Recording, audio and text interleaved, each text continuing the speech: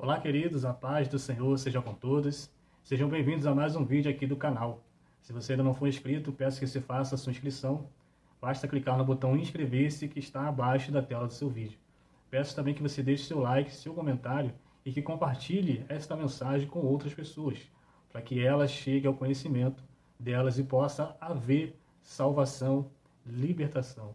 Eu tenho certeza que essa pessoa que estará vendo esse vídeo também vai ser muito abençoada, porque eu creio que é uma palavra que vai trazer muita luz para qualquer pessoa que a ouvir. Lembrando sempre, eu sou apenas um publicano pecador, que precisa tanto de Deus como qualquer pessoa que esteja assistindo esse vídeo. Hoje eu quero falar a respeito do medo, da escravidão que o medo traz. Muitas pessoas, hoje em dia passam por esse processo de medo, de ansiedade, de dúvidas a respeito de várias coisas. Cada pessoa tem um medo, uma preocupação específica. Cada pessoa tem um trauma que precisa ser vencido. E isso não se restringe a pessoas que não conhecem a palavra. Muitas pessoas que conhecem a palavra, que servem a Deus, que têm vida com Deus, passam por esse processo. Eu lembro da passagem que quando Jesus está no Getsemane, a palavra vai revelar que ele passa por um processo muito doloroso na sua alma, no seu espírito. Uma ansiedade, uma angústia muito grande. A ponto dele soar grandes gotas de sangue. Isso era um medo. Porque Jesus estava na forma de homem. Ele estava passando por aquele processo onde ele estava sendo espremido. Ele estava no jardim da prensa, onde era feita a prensa do azeite, da azeitona, dali para fazer o azeite. Jesus estava começando a passar pelo processo da prensa, um primeiro estágio ali do seu sacrifício. E ali ele derramou as primeiras gotas de sangue, por causa do medo, da apreensão, daquilo o qual ele estava sendo preparado desde o início dos tempos, mas que ele sabia que seria grande o sacrifício, seria muito doloroso. Então é normal sentir medo, é normal sentir angústia. O que não é normal é você viver nessa angústia a sua vida toda. Principalmente se você já conhece a Cristo, principalmente se você já conhece a palavra, principalmente se você já tem uma vida com Deus. Eu quero deixar bem claro que isso não significa ausência de Deus ou falta de Deus.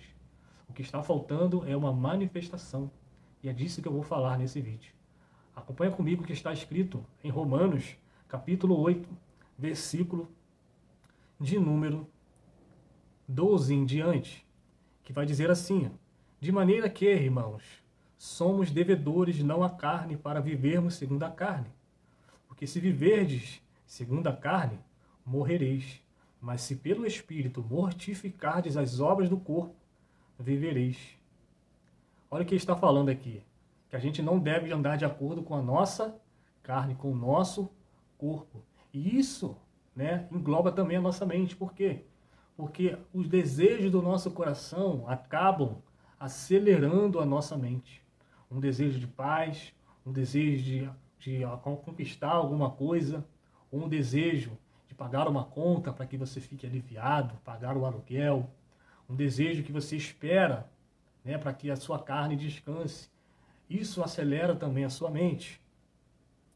Mas ele está falando, se pelo Espírito mortificardes as obras, as vontades do corpo, aí sim você vai ter vida. O que ele está falando aqui é o seguinte, para que a tua mente governe o seu corpo, o seu coração, e não o seu coração governar o seu corpo e a sua mente.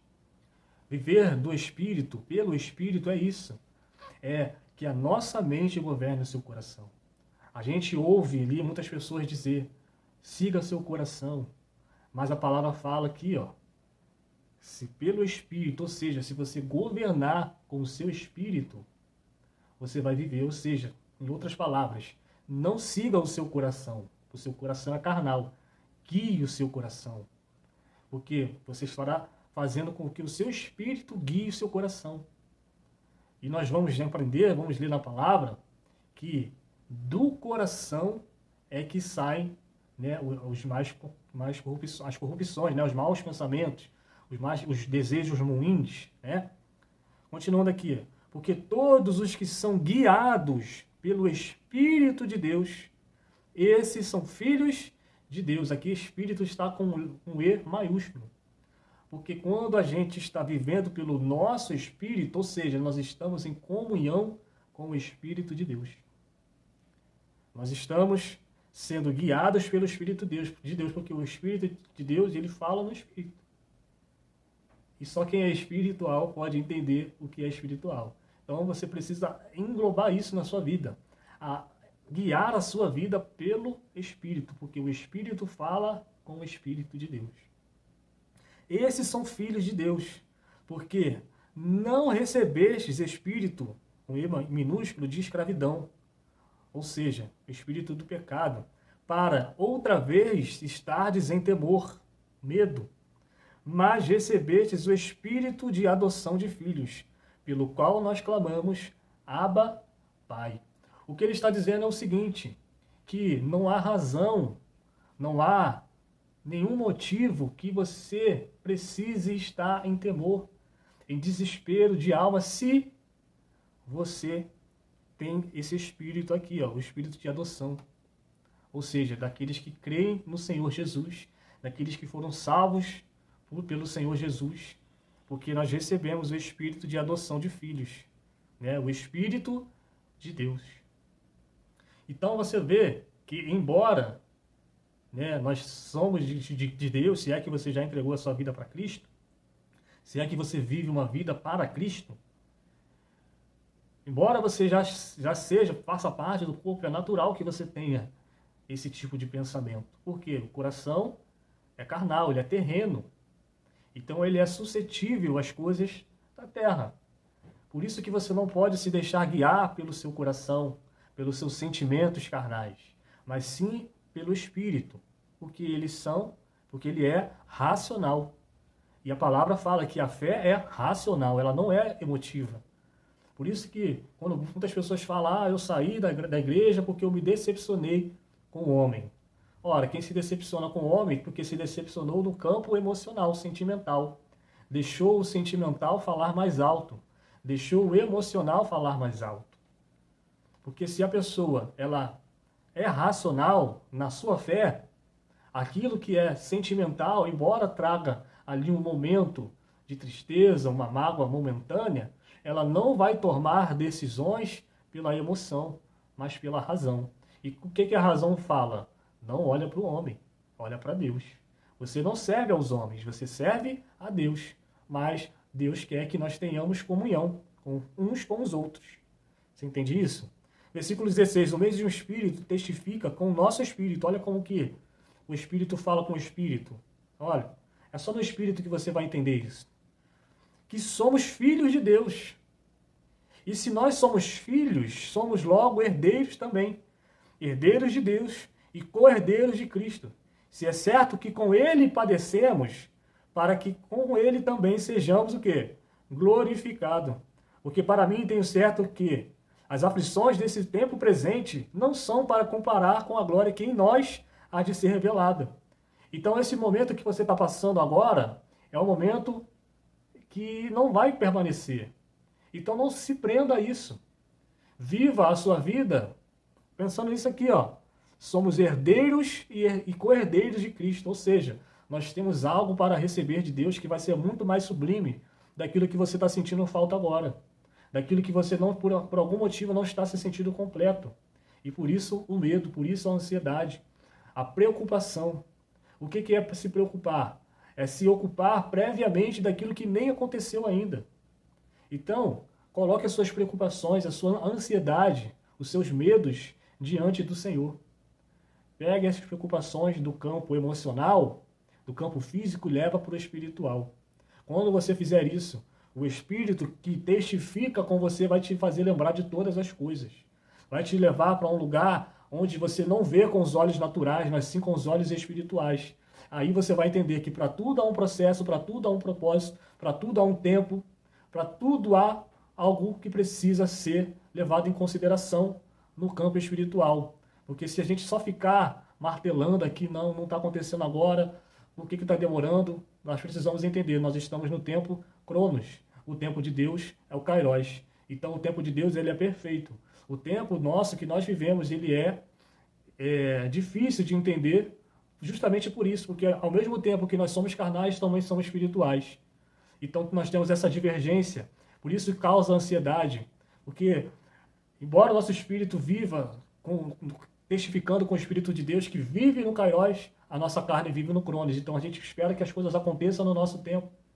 É por isso que a palavra fala, lançai sobre mim toda a vossa ansiedade. Lançai sobre ele toda a vossa ansiedade, porque ele tem cuidado de vós. Embora você não veja, embora você não sempre vá sentir, né? Ele está ali. Ele está ali. Ele está com você.